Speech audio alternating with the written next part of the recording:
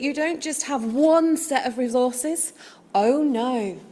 We've worked with the marvellous group PRISM, who are going to come up in a moment and talk about the project, and there's 2 sets of resources that can be used all year round. So I'm going to hand over to PRISM.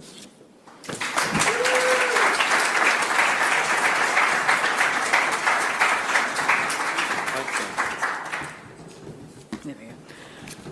Oh, hello folks. This has been a long time in the planning, so there's quite a lot of relief, excitement and I suppose anxiety of handing it over to you all at this point.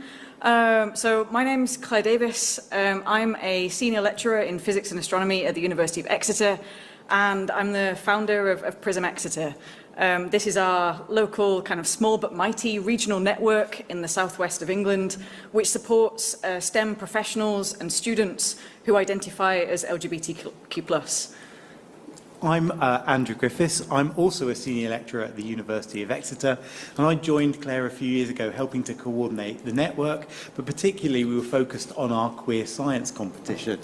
Yeah, so our queer science competition was born out of a desire to actually have representation of STEM professionals in the science and maths curricula, rather than us old folk just team up and figuring out stories of inspiration that we could give to school kids at the moment. We thought, who better than the current generation of school, college and university students to provide us with the people who inspired them and to build up stories around them. So we invited school, college and university students around the southwest to tell us who they found inspiring, who were LGBT and in STEM. So our partnership with SchoolsOUT UK has allowed us to secure a legacy for those resources, really. So we've got postcards and posters, which you can see outside in the main forum and get some free copies of if you want to. And we're just going to show you the people who we've chosen to celebrate. Okay. So first of all, we have applied mathematician Ron Buckmere. He was celebrated in the competition entry not only for his work in fluid mechanics and his role as a chess champion, but also for his work to reignite community through LGBT radio. We also have astrophysicist Nergis Mavavalda, and she was credited in her competition entry with the work that she did on the technological advancements which allowed us to discover gravitational waves.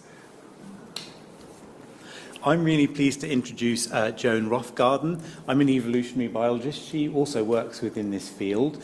She's sort of driven evolutionary theory in really exciting, interesting directions, putting diversity at the heart of this kind of theory. And we also have Hannah Burren-Brown. She was celebrated in her entry because of her amazing work as a GP, but she's also very kindly donated some of her time, and she's included in the resources as a recording, so you can see her talk about her sort of atypical approach to becoming a doctor in her own words in some of the resources that will be available to you as well. Of course, we couldn't have some resources on LGBT STEM individuals without the wonderful Sally Ride, astronaut and pioneering woman and LGBT individual.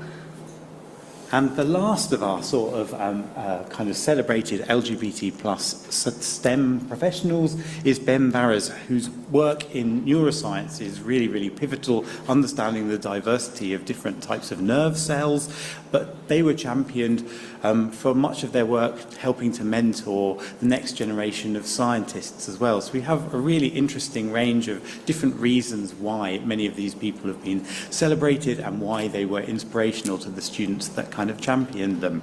So again, I just wanted to add to what Claire said. We brought some of the resources with us. If you'd like to have a look at them, they're on the table next to all the name badges. Go and have a look. You can take some postcards away and hopefully celebrate these people with us as well. So thank you very much.